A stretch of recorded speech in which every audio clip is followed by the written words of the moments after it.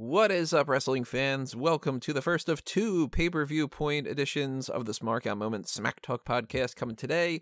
This is a post-show for NXT UK TakeOver Cardiff, which just went down 6 minutes ago from when we were starting to record this. So we're going to break down the 6 matches on the card and all the thoughts that we have relatively quickly, although we have a little bit of time, more than we thought that we necessarily would. So we're going to get into whatever we want to get into here. And who are we? I'm your host as always, Tony Mango, and joining me as always is Robert DeFelice. Random chat, random chat, random chat, random chat. Oh, that's not even random enough. It needs to be like random, and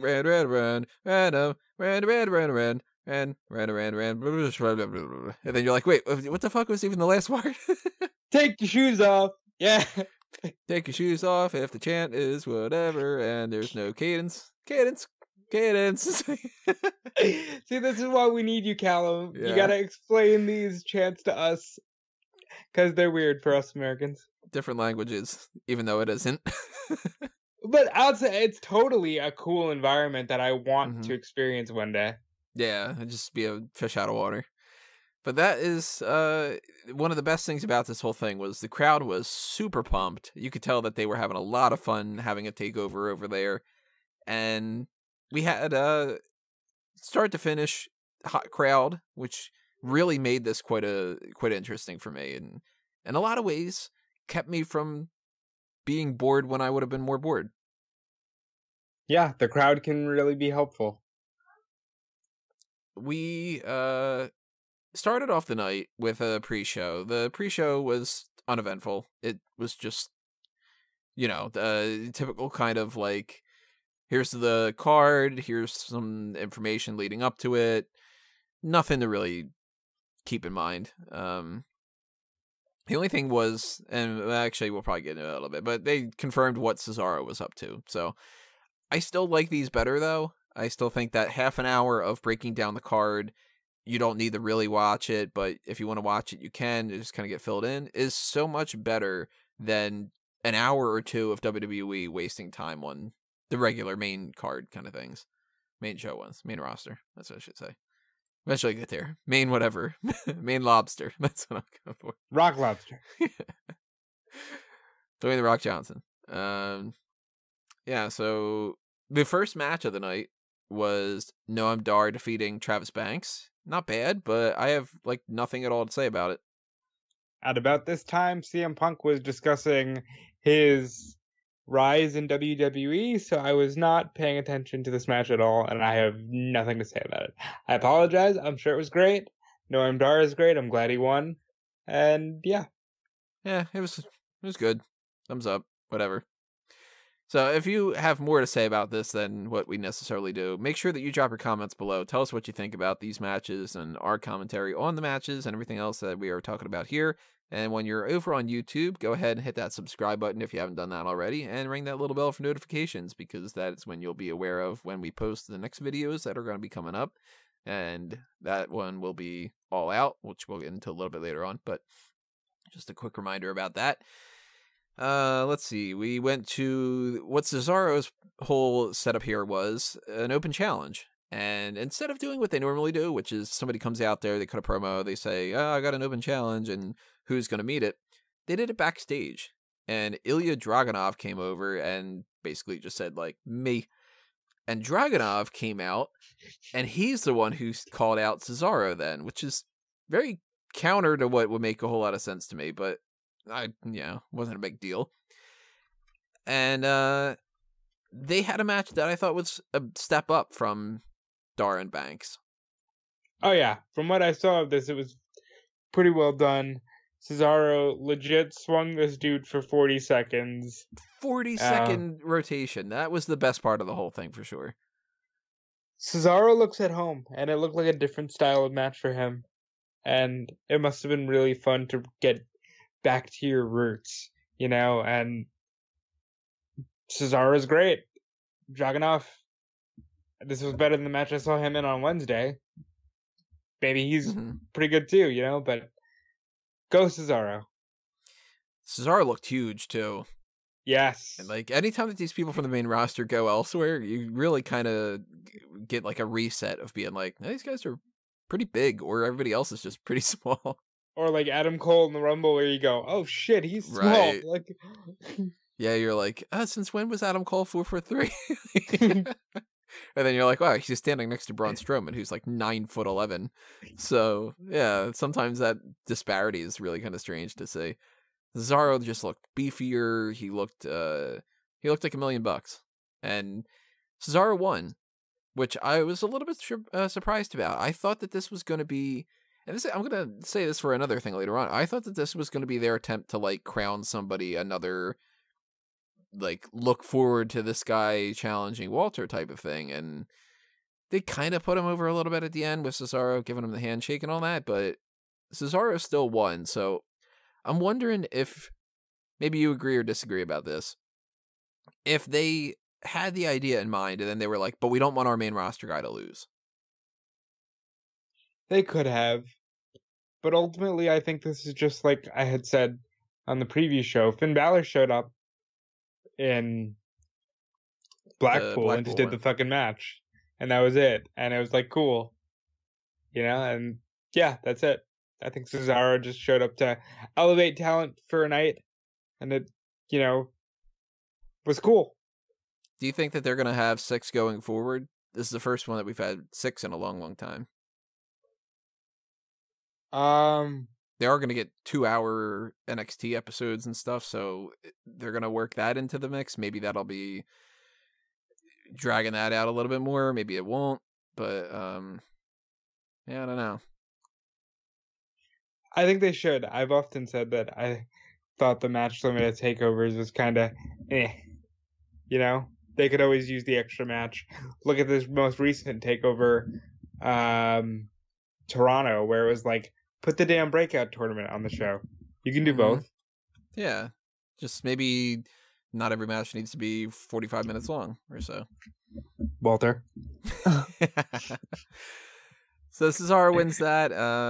They moved on afterward to the NXT UK Tag Team Championship Triple Threat match. Grizzled Young Veterans go in as champions. They are facing Gallus of Mark, Coffey, and Wolfgang, and the hometown guys, Mark Andrews and Flash Morgan Webster, the South Wales, what was it called? South Wales Subculture. I don't like that name. Now, let me just say, cheeky Callum Wiggins over here was like, he was very, very happy about one of the results in a match we're going to talk about in a little bit. And I said, I had faith in the Welshman. And he's not enough to make your official prediction, though. But you know what? I told you on the preview show, if there was going to be a title change here, it was going to the South Wales subculture, and I was right. And yeah. And I was wrong. I figured Gallus would win. And as soon as that pop happened, and I saw that they were wearing that matching gear, I was like, fuck, I'm wrong. Just like, damn it, I'm going to be wrong about this one. But the crowd was so damn pumped for this one. More than maybe even the main event, to a certain extent. Let me just say, this was my sentimental pick. I really like Andrews and Webster as a team. I love their whole aesthetic. I like that they're just kind of these young little skinny punk rock dudes. You got Webster looking like the third Gallagher brother. I love everything that they do, and to see them win this title and the place goes nuts, that's what it's all about, man. Yeah, this is definitely a big thing for not only them, obviously, but the people that were in attendance. They were really looking forward to it. They got their great match out of it. Ended up being a lot of fun. I don't think I would have been as into it, though, if it wouldn't have been for the crowd. And even when it comes to the title change, because I don't really care all that much about Andrews and Webster. Like, they're fine. They're people that I could see being great additions to the Cruiserweight division, but maybe not going elsewhere. But you see this, how this crowd was so passionate about that, and you got to be smiling, you know? I love it. It was a good wrestling moment, and we need more of those. Yeah.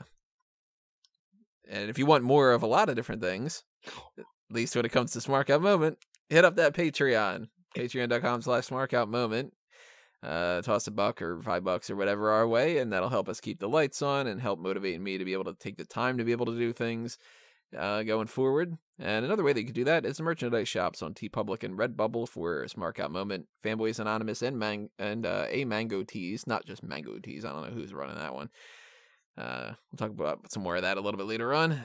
I think if you really think about it, Tony, if they donate to the Patreon, we might have the money to do watch-alongs for shows like this, and we can just do it live, and just, you can get our live feedback on this kind of stuff.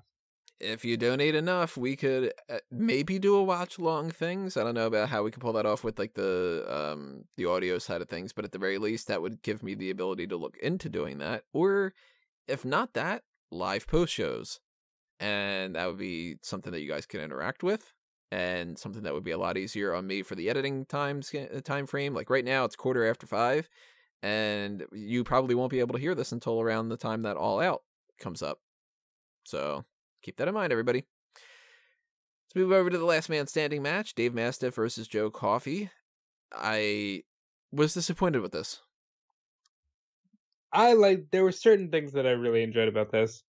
Right off the bat, it starts with a spot where the top rope breaks off. That was very cool. That was one of my favorite parts. Actually, well, that was my favorite part. Let's put it that way.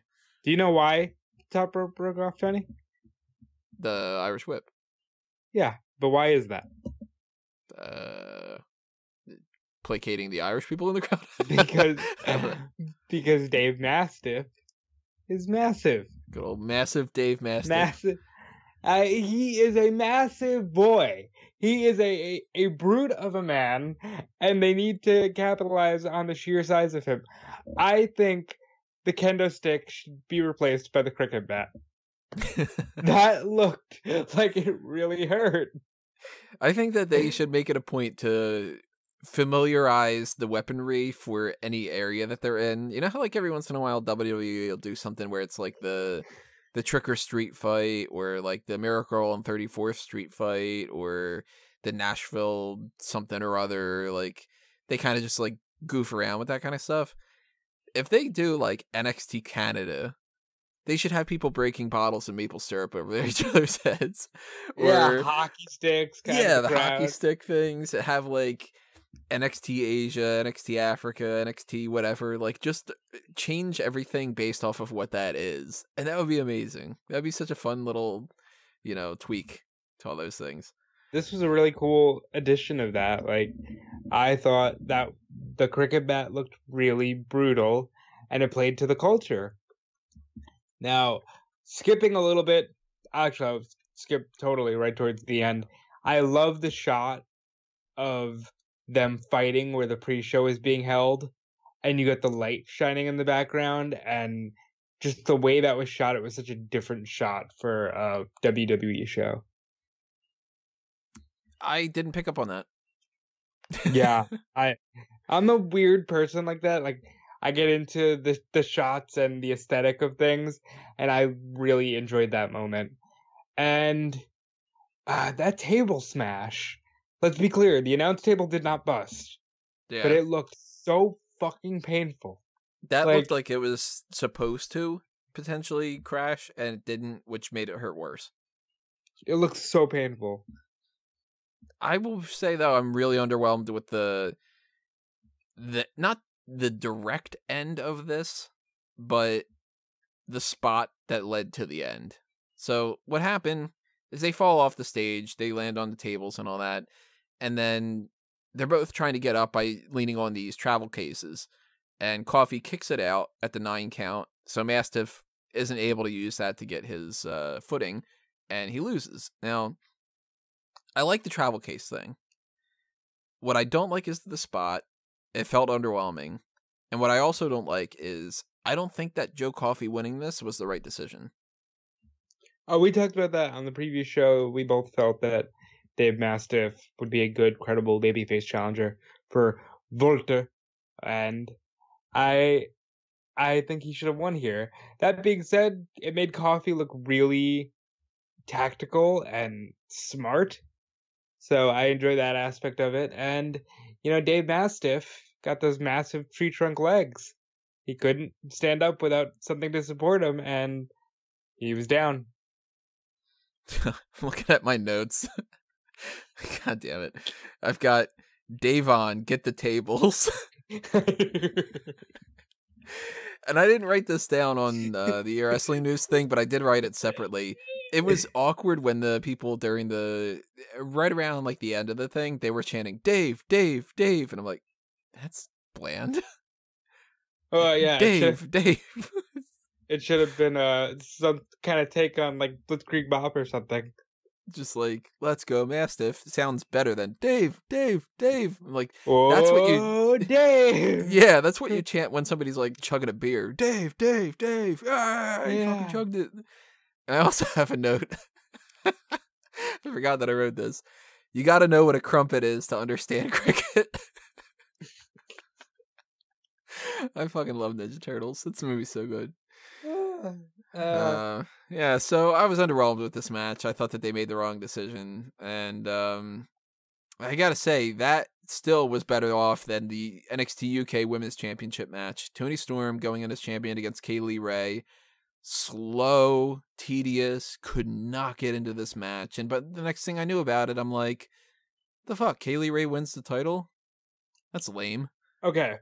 So this wasn't that long, right? And I guess we will fucking see why when you get to this main event. But this match felt very short. Compounded more so for me because my power went out as the video package is going. And by the time that comes back on, we're like halfway through the match. I hear Nigel go, "No, it's the old Toni Storm," and she's trying, and she's trying. The old Toni Storm. She's been had in like WWE 5 matches. Yeah, like she's been in WWE for maybe 2 years, events. 3 years maximum, and she's like what, like 23 or something. Yeah, it's like the old Toni, vintage Gotta Toni go back Storm. to when she was 22. Yeah. Back in her glory days when she was fucking a year and a half ago. God damn. No, but they told the logical story here with the mind games of Kaylee Ray getting into Tony's head. Callum made a very strong case on the previous show for Kaylee Ray winning. So much so that I changed my official prediction to Kaylee Ray winning. And what do you know about that? Kaylee Ray did a win with a move that kind of looks like if Victoria's Widow's Peak had like a pancake version of it, it would be this. And Toni Storm is totally going to NXT America, or just NXT. NXT USA. Technically, it is NXT USA. It's on the USA. Wow. Just dawned on me. That'll be the difference. So that means that NXT UK can't come to USA. It has to go to the UK network. No, it's gotta go to the UK network. I just wasn't into this, and I don't think that Kaylee Ray is going to be a strong champion. She wasn't a strong contender to me, to begin with. I wasn't into anything that she had done ahead of time. So now I feel like they downgraded, and what'll potentially be a win for the NXT side of things with Toni Storm possibly going over there, we don't know for sure yet, that still isn't worth it, I think, necessarily. I think because right now, like Kaylee Ray, okay, who's gonna face Kaylee Ray?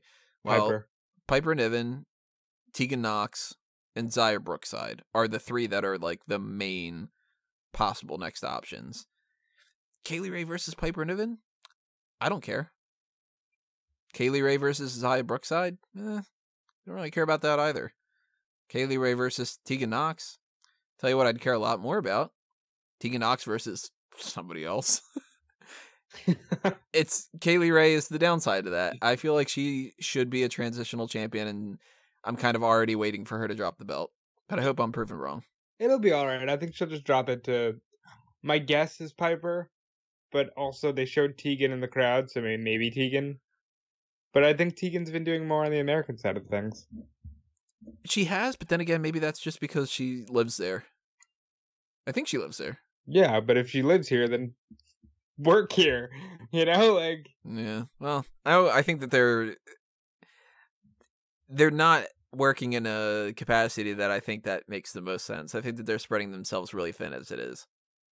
Then again, that's why I have an article coming up soon about why 205 Live and Main Event should be merged into NXT. So, well, you can't merge Main Event. Main Event just needs to go away at the concept. Yeah, Main Event goes away, and people like EC3 go on to NXT. That's how you merge. Oh, well, there you go. Merging So, mango, everybody. good old Mergin Mango. It's my middle name. Like a merging. Toni Mergin Mango. That'd be awful if that was the case, wouldn't it? I don't seem to have any Ninja Turtles notes about this match. So if you want more Ninja Turtle stuff, actually, you know what? We did a I think it was me and Joseph Stallman, and I forget who else. We did a commentary track, a fan track for the first Ninja Turtles movie back on 2 years ago or so on Fanboys Anonymous. So hey, if you want more Ninja Turtle stuff, go back and check out Fanboys Anonymous for that, because that movie's a lot of fun. Teenage Mutant Ninja Turtles, Teenage Mutant Ninja Turtles, Heroes in a Half Shell. Turtle Power. Thank you. Oh, that's not the best song. What is?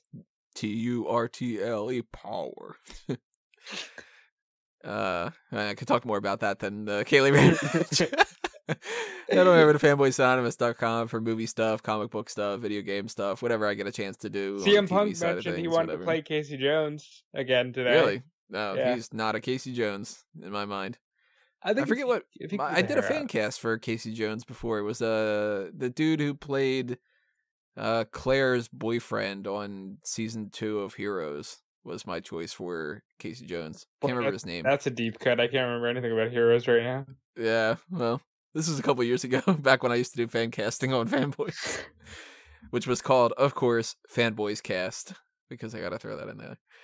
Anyway, let's move on to the UK Championship match. Walter against Tyler Bate. Took a while for me to get invested into this match, to be honest. But eventually, they did a good job of turning me around, and this was a hell of a match. Probably the best match of the night. If not that, then it would have been the tag title match, or the Cesaro and Dragunov one. This was fucking long, man. And I don't this went on a while. And I don't think that's a bad thing. And I don't think it's a fucking question. This was the best match of the night. This match was incredible. You heard my reaction. There's a fantastic spot where Tyler went for the Tyler driver in 97. Walter did that like back body drop with a bridge. And Tyler gets out of the bridge still with the hold for the Tyler driver and fucking completes the move, and I just lost it. I actually thought that was a great near fall and could have been the end of the match. Yeah. There was a couple spots where I was thinking that there might be some decent near falls coming, but at the same time, didn't think that they were gonna pan out. I didn't think that Bate had a chance, but the crowd did. Yeah, the crowd, and like, imagine if he would have won this match. The crowd would have like thrown their children in the air. They're just carrying these kids around, and they're just like, "Well, I'm okay," you know? And then it becomes one of those chants, which throw your kids. If you like Tyler Bate as champion, throw your kids up in the air. There were some great chants. Like, they started chanting, "I don't want to go home," or something to that effect, but it was like a sing-song chant, because everything is in the UK, and what a fun environment that must be to, like, watch an event in. Yeah, even if you don't know what the hell they're saying, you can tell that they're passionate, and I like the idea that they were having a ball from start to finish on this match, even if I wasn't from the very start, and they turned me around and everything. By the end of it, I was fully invested, and Tyler Bate is just, we have to mention this before, Tyler Bate's a talented dude, and he's young, and he's got a lot of an upside to him. If he were a couple inches taller, I would think that they would be going completely gaga over him.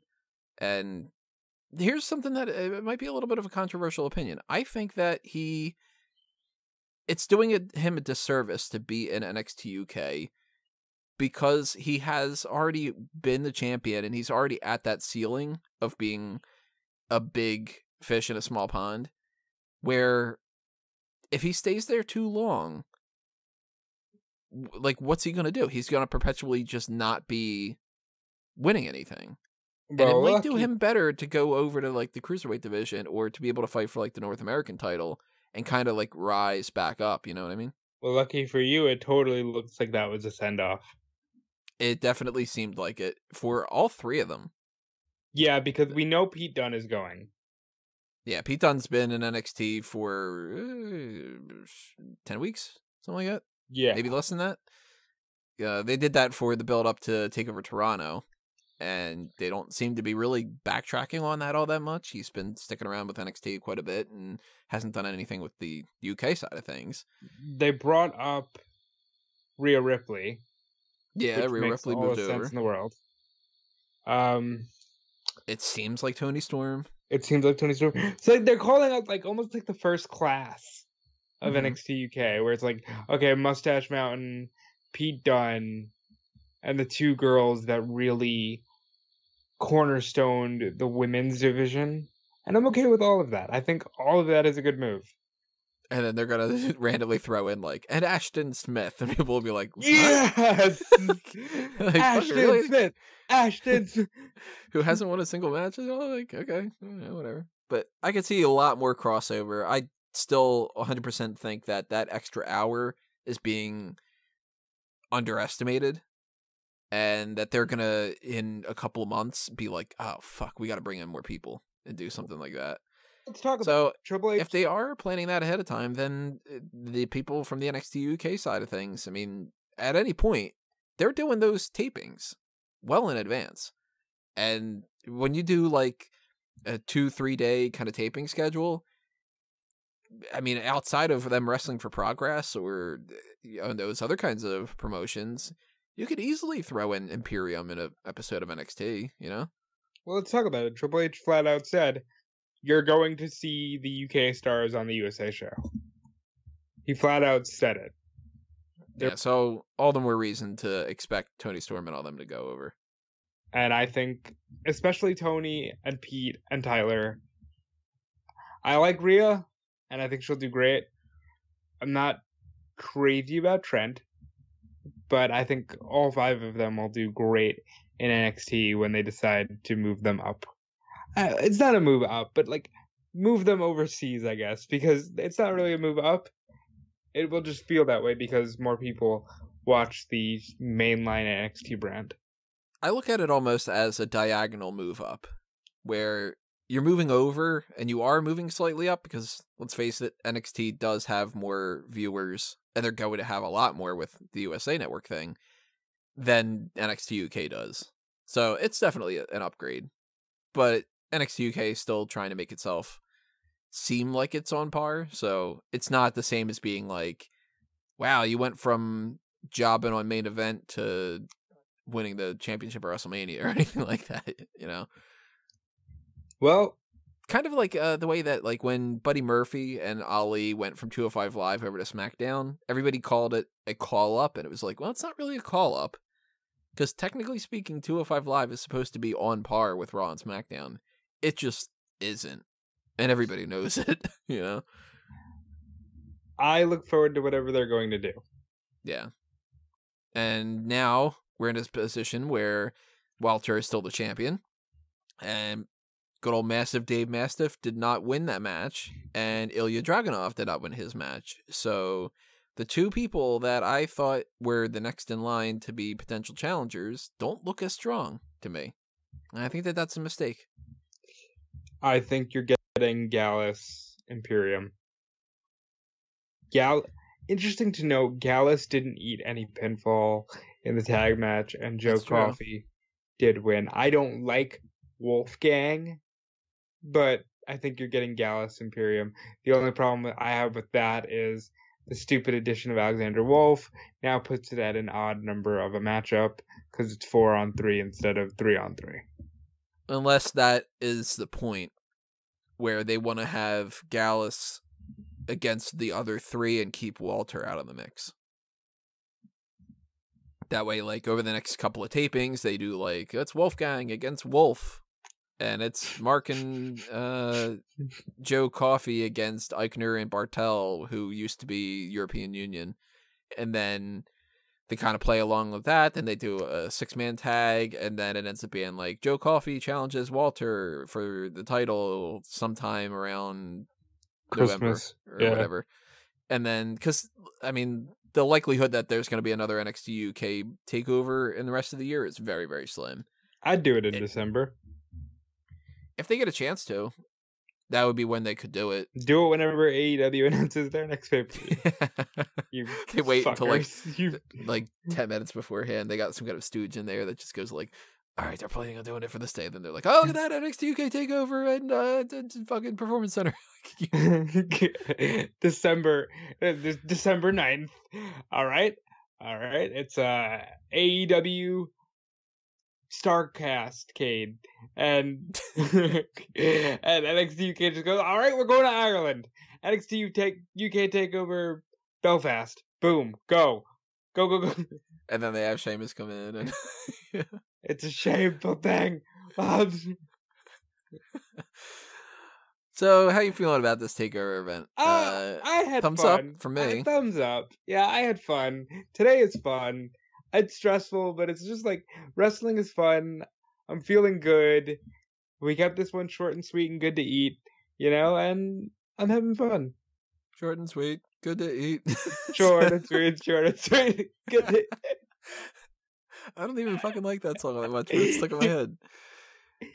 Well, it's a thumbs up for me overall. It's not the biggest thumbs up. It's not 2 thumbs up, but at the same time, overall, thumbs up. So I want to know what everybody else has to say. Drop your comments below. If you're on iTunes, Stitcher, Spotify, Google Play, Anchor, any of the other kind of things where you can't leave a comment, head on over to YouTube and leave a comment there, or go to the page on smarkoutmoment.com and tell us your thoughts on the event and chime in about whatever else you want to chime in about. And we pretty much covered it all already. Yep. This is pretty quick, half an hour. So thank you for listening to this, everybody. We have a couple more plugs to just toss out beforehand. I will be doing my usual stuff for All Out. You might not be necessarily listening to this in time to be able to hear that, know that ahead of time.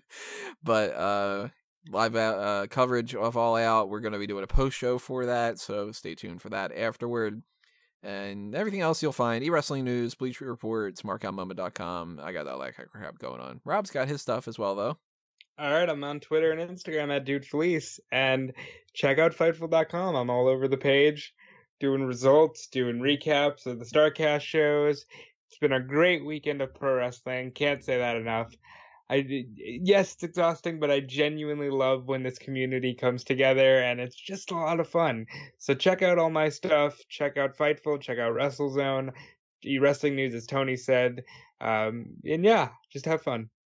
All right, everybody, that'll do us in. Thank you for listening to this, as I mentioned before. And we will see you with All Out with the next post show. But for now, this has been another Smark Out moment, and we're being counted out.